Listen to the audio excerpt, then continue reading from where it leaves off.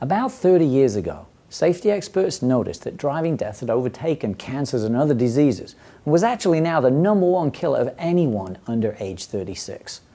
Now, this got a lot of attention worldwide. There was a lot of conferences and a lot of research started to be done in a whole different way. Again, this is about 30 years ago. Out of all these conferences and research, 2 areas were seen as really needing change.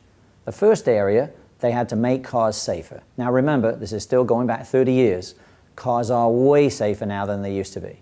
Certainly in the USA, we're benefiting from this. There's no doubt. Going from 52,000 to 32,000 deaths, it's been a phenomenal improvement only because of these safer cars. The second thing that these other countries have done is they said we've got to make driving licenses much, much harder to get. The USA has not participated in that.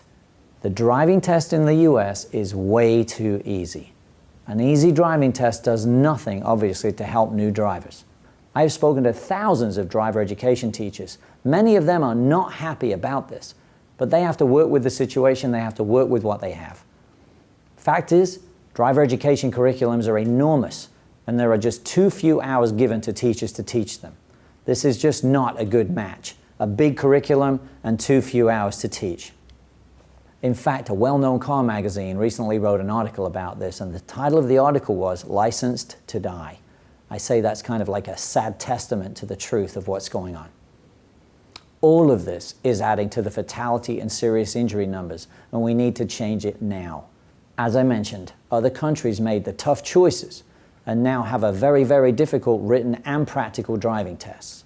To pass a driving test, these students need to pay full attention to their driver education teachers, otherwise they really have no chance to pass the test.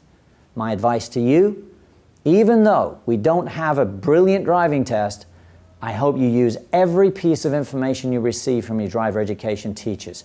Every minute you're in that driver education class, pay attention. They are indeed your best lifeline to safer driving knowledge.